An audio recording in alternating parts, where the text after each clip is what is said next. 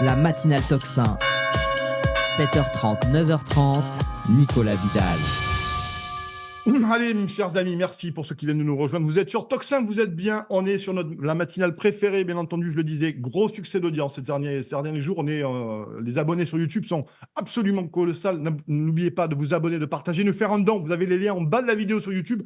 Faites-nous des dons. Et d'ailleurs, abonnez-vous à la Gazette de l'ami Valentin Streamer pour Tocsin Média, pour recevoir une newsletter assez régulièrement. Je reçois maintenant, sans plus tarder, pour ne pas prendre trop de retard, David. Bonjour David, comment allez-vous ? Bonjour Nicolas, ça va bien et toi? Ben, ça va, je suis en pleine forme. Alors, je vous ai appelé, David, puisque vous avez publié un livre, celui-ci, Complotiste. Ça nous parle tout ça, Complotiste, bien entendu, aux éditions Vérone. Et ce qui est intéressant, c'est que vous parlez de mensonges d'État, violence, manipulation, quand la patrie des droits de l'homme piétine son peuple. Alors, ce qui est intéressant, David, c'est que vous étiez pas destiné à écrire des bouquins, en fait, loin de là, et vous avez vécu la crise sanitaire et une certaine forme de militantisme dans une certaine forme de résistance aux mesures extrêmement coercitives de ce gouvernement de champion, et vous vous êtes dit qu'il fallait écrire quelque chose. Comment ça s'est passé, l'écriture d'un livre? Parce que c'est compliqué quand même d'écrire un livre et de le publier encore plus, hein. Oui, oui. Et contrairement à toi, j'ai pas eu les Ouais, couilles de m'auto-éditer. Je suis ouais. plus allé dans le confort. Donc j'avais besoin d'écrire. En fait, j'avais jamais manifesté avant le 12 juillet 2021. Je me fichais du vivre ensemble, du politique, des élections. Je suis un simple fouteux. Et en fait, avec le braquage ou la mascarade sanitaire, on m'a tiré par la manche, moi, en tant que citoyen. Hmm. Fais ci, fais ça, pense ci, pense ça, fais pas ci, fais pas ça. Et le problème, c'est que celui qui est venu me tirer la manche, il n'était pas crédible. Hmm. J'ai vu que ça m'engageait éminemment dans mon mode de vie, dans mon mode de pensée, et j'ai fini par sortir du bois et aller manifester pour la première fois de ma vie. Et on est rentré vraiment dans un rapport de force, le vrai, le faux, le bien, le mal. Et aujourd'hui, toi, moi, on n'a plus notre mot à dire. Hmm. Depuis, c'est la guerre permanente, l'état de guerre permanente, la menace permanente. Et quoi qu'il se passe, on n'a pas de pouvoir sur le cours des choses. Hmm.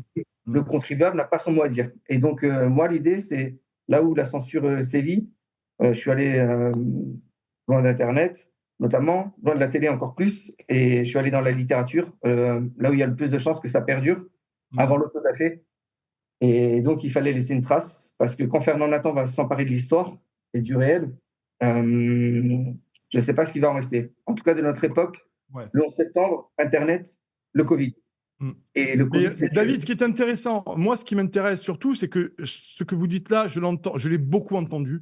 C'est-à-dire que beaucoup de gens me disent et m'ont dit, et c'est d'ailleurs aussi un sujet qui me passionne, sur lequel je travaille beaucoup, sur les gens non éveillés, puisque c'est eux qui m'intéressent aussi, puisque les éveillés, ceux qui regardent Tocsin ce matin, ce sont des gens éveillés, ce sont des gens qui mobilisent du temps pour se mettre à 7h39 là, devant YouTube pour écouter cette très belle matinale. Moi, j'ai envie de dire, c'est que vous dites, c'est avec le Covid qu'à un moment donné, j'ai compris qu'il se passait quelque chose. Et je l'entends en permanence.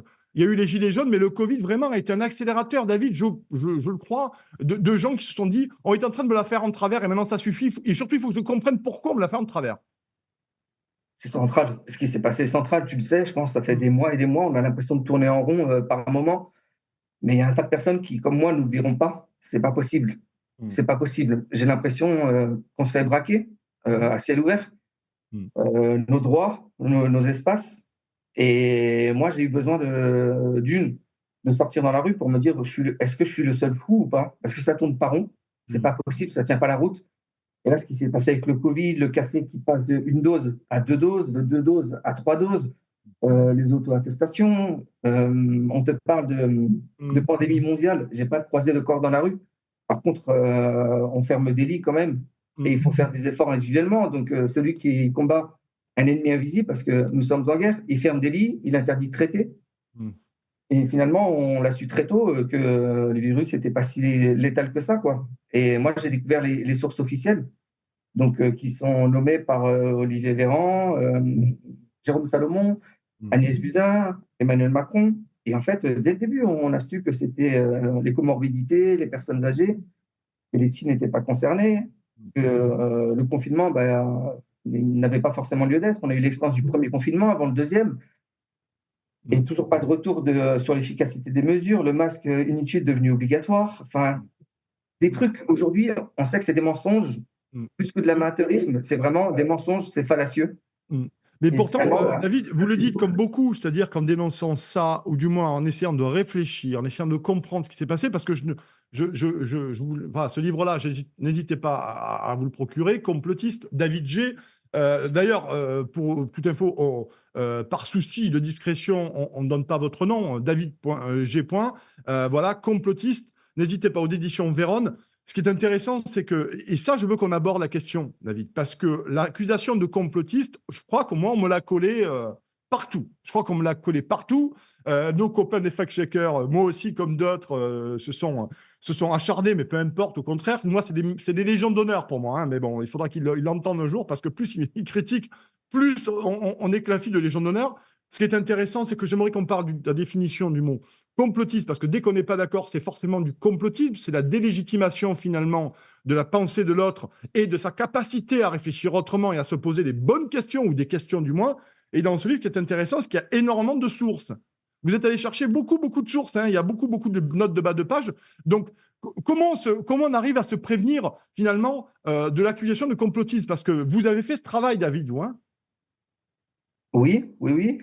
Déjà, enfin, on sait tous, hein, c'est une étiquette pour nous discréditer, nous ostraciser, empêcher d'intervenir dans le débat, donc empêcher le débat, la pensée unique. C'est ridicule. Avant, c'était l'antisémite, le raciste, le facho, le fou, et aujourd'hui, c'est complotiste. Et en fait, ça nous oblige à être exigeants, à être Ouais. encore plus solides. Mm. Et donc, là, il y a plus de 200 sources, les plus officielles possibles. Je ne suis pas biostatisticien comme Pierre Chaillot, mais dès le début, je suis allé le plus à la source possible. Mm.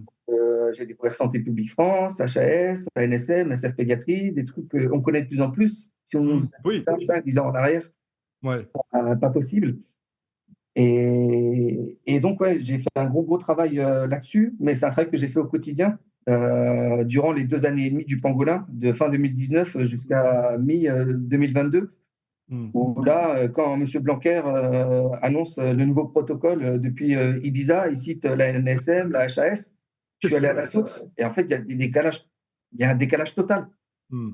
Les sources qui servent à la prise d'infos Mm. et l'info donnée par Blanquer, notamment. Et ça m'a vraiment interpellé, et on a besoin d'être solide dans notre argumentation, et pour nous-mêmes, tout simplement, pour nous-mêmes. Et la vérité, c'est que c'est ce qui permet d'aller à table avec des personnes qui nous refusent, qui ferment la porte. On n'a pas le droit d'aller à table. Ouais. Donc, il y a plus de 200 sources les plus officielles possibles, sachant qu'entre-temps, il y a la censure qui est arrivée. Typiquement, j'ai une source parce que j'ai éprouvé toutes mes sources une fois que j'avais fini mon écriture, 3 mois d'écriture, j'ai éprouvé toutes mes sources, et entre-temps, il y a la censure qui est passée par là, notamment Janine Small, qui passe au Parlement européen quand on lui demande est-ce que vous avez testé le produit miracle contre la transmission. Ouais. Évidemment que non, on devait aller à la vitesse de la science. Et ça, c'est dingue, David, parce qu'en fait, très peu de médias en ont parlé. Très, très peu de médias ont repris cette audio. Je rappelle, c'est une audition à la commission parlementaire au Parlement européen. C'est Janice Moll. Et vous avez raison de le noter. Et les médias qui auraient dû, à un moment donné, titrer là-dessus en disant, effectivement, Pfizer eux-mêmes disent qu'il n'y a jamais eu d'études sur la capacité d'empêcher la transmission après injection, ça aurait quand même dû, à un moment donné, faire la une des médias, ou du moins quelques sujets. Mais ça n'a pas été le cas. C'est quand même marrant quand on nous a tabassé sur la tronche. Désolé de la trigalité ce matin. Le contraire, hein. Je trouvais que c'était un minimum de déontologie à avoir. Tu es journaliste, tu connais le métier, tu sais qu'il y a des personnes qui ne le font pas. Beaucoup. Et c'est très, très suspect. C'est devenu très, très suspect. Je suis un être lambda, un kidam, un bout de la chaîne. Je vote ou non. La question des européennes, est-ce que je vais aller voter ou non? Je ne sais pas pour toi. Je contribue à l'effort collectif, notamment les impôts. Et en fait, je paye des médias qui sont subventionnés, et mon argent, il va dans le mensonge et l'omission. C'est vraiment une caisse de résonance à variations multiples. Ouais. Et pour moi, qui ne suis pas marginal, mais qui suis marginalisé, aujourd'hui, il n'y a même pas être marginal pour être marginalisé. Quand on traite de complotiste, c'est parce qu'on veut te marginaliser. Aujourd'hui, tu es père, mère de famille, installé, cette entreprise, ouvrier, et pointé du doigt potentiellement. Juste parce que tu penses et tu mets quelque chose sur la table pour dire qu'il y a quelque chose qui ne tourne pas rond. Sur la question du complotisme, parce que c'est vraiment une question passionnante, et c'est pour ça que j'ai voulu vous recevoir ce matin, David, parce que c'est intéressant. Je le répète, hein, c'est un premier livre. Littéralement, c'est un véritable premier livre. Il n'y a pas, voilà, ça a été publié chez Véron Édition. Donc, vous considérez, quand je vous ai appelé hier, vous m'avez dit, moi, je suis un citoyen lambda. Donc, c'est pour ça aussi que dans Toxin, c'est notre boulot de vous recevoir et de vous recevoir des paroles comme la vôtre, David. Finalement, de quoi, comment, vous avez un peu parlé, mais c'est bien aussi de le dire à nos téléspectateurs aujourd'hui, qui sont manifestement dans le même état d'esprit que vous et que nous, en termes de réflexion, de résistance intellectuelle, au moins résistance intellectuelle. Vous le dites, il faut vraiment aller chercher ses sources et pas raconter n'importe quoi aussi. Parce que c'est important pour éviter, pour se préserver des accusations de complotisme, parce que c'est déjà suffisamment pénible si en plus... Oui, parce que quand on va avancer 10 informations, si on est solide 9 fois sur 10, on va venir te pointer sur celle Ouais. qui est faillible. Mm. Enfin, c'est typique, je pense, des mécanismes de pensée unique, des interdictions de débattre. Sachant que c'est terrible, mais moi, j'ai arrêté de débattre fin 2021. Je me suis rendu compte que ce soit le Covid, la guerre, l'arnaque climatique ou la doxa climatique, la plupart des personnes n'y connaissent rien. La plupart des personnes. Et au pays des droits de l'homme, de la Terre des Lumières, tout le monde a le droit de donner son avis sur tout. Mais quand on reste dans l'opinion, au fond, ça ne sert à rien.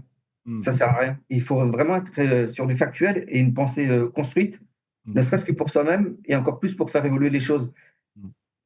Et moi, je suis un néo-complontiste. J'ai attendu 2020 pour me questionner sur le système, pour découvrir les forces en présence, la puissance des lobbies, la puissance de Bill Gates, évidemment, de l'OMS, de l'ONU, de l'UE, de Rockefeller aussi. Attention, ça, il ne faut pas le dire, mais bon, ça, je suis obligé, complotiste.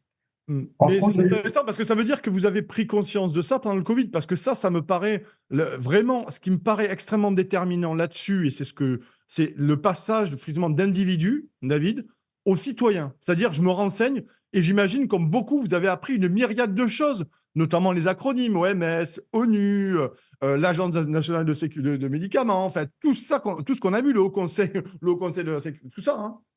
Oui, BlackRock aussi. Bah, typiquement, c'est pas le premier scandale sanitaire, le pangolin, le Covid. Moi, quand j'ai entendu parler de la petite musique de Wuhan, du confinement, des premiers morts en Chine, du rapatriement des Français quand il y a une délégation de 49 qui était à Carrie, moi j'ai pensé à Roselyne Bachelot, à China. Après, il y a le Mediator aussi qui est arrivé. C'est pas le premier scandale sanitaire, sauf que là, c'est la première fois à l'échelle planétaire. C'est extraordinaire ce qu'on a vécu. C'est littéralement extraordinaire. Et ça a été un bouleversement de société. Ouais. C'est factuel. Une dernière question, parce que le temps file très vite. David, merci d'être là. Je vous reçois pour votre livre Complotiste aux éditions Véron. Aux éditions Véron, ça se trouve partout. Mensonges d'État, violence, manipulation quand la patrie des droits de l'homme piétine son peuple. Vous parlez, alors une phrase qui m'a interpellé, passionnante. Hein. Vous parlez littéralement d'un véritable séisme de civilisation, notamment en fin de votre livre. Rapidement, en 2 minutes, qu'est-ce que vous entendez par séisme de civilisation pour nos téléspectateurs? C'est le rapport avec le mode de vie. À la fin, tu grandis, tu te demandes pourquoi tu es né. Ouais. Est-ce que tu es condamné à être un tube digestif ou non? Et là, typiquement, quel est le projet collectif? Est-ce qu'on est, toi et moi, impliqués dans un projet? Est-ce qu'on a notre mot à dire dans la conception de ce projet? Pour moi, c'est vraiment ça, vraiment. Et quel est notre rapport avec nous-mêmes, notre corps, la santé, le social, le politique, le vivre ensemble?